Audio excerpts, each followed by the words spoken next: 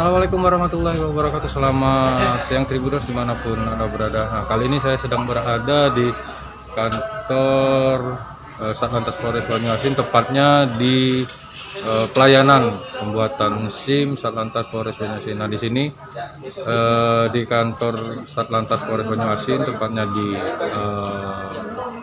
pelayanan pembuatan dan perpanjangan SIM Satlantas Polres Banyuasin sudah melaksanakan scan barcode menggunakan aplikasi Peduli Lindungi. Nah, di sini untuk pertama kalinya di jajaran Satlantas Polres Banyuasin melaksanakan scan barcode bagi masyarakat atau warga yang ingin membuat ataupun memperpanjang SIM. Nah, untuk lebih jelasnya bagaimana sistemnya dan juga mekanisme bagi masyarakat yang akan membuat dan memperpanjang SIM, tetapi harus terlebih dahulu men-scan barcode Peduli Lindungi. Nah, kita langsung saja akan mewawancarai Kasat Lantas Polres Banyuasin AKP Ricky Mozam. Selamat siang Komandan. Selamat siang sahabat Tribuners. Komandan, bisa dijelaskan untuk penggunaan aplikasi Peduli Lindungi yang ada di Satlantas Polres Banyuasin ini sendiri? Ya, betul sekali. Untuk di pelayanan Satlantas Polres Banyuasin, khususnya di pelayanan SIM dan juga Samsat, kita sudah menerapkan untuk scan barcode apabila masyarakat akan melakukan pelayanan, membutuhkan pelayanan SIM. Jadi untuk masuk sini harus di-scan dulu Peduli Lindungi.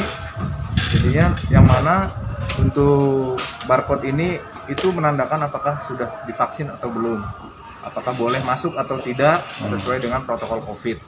Oleh karena itu nantinya pun kita batasi di dalam gedung ini hanya 50 orang yang mana bisa terpantau dari aplikasi tersebut Peduli Lindungi.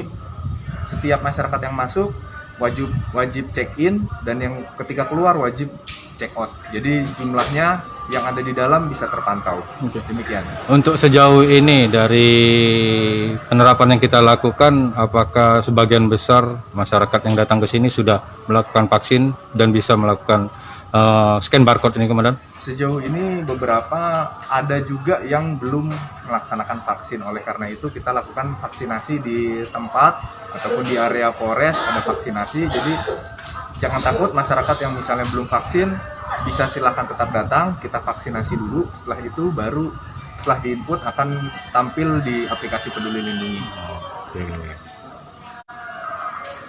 Baik, Tribuners, baik itu tadi penjelasan dari Kasat Lantas Polres Banyuasin AKP Ricky Mozam. Nah, jadi untuk masuk ke gedung pelayanan Satlantas Polres Banyuasin, khususnya di gedung SIM ini, masyarakat atau warga harus terlebih dahulu men-scan barcode Peduli Lindungi yang sudah dipasang oleh Satlantas Polres Banyuasin.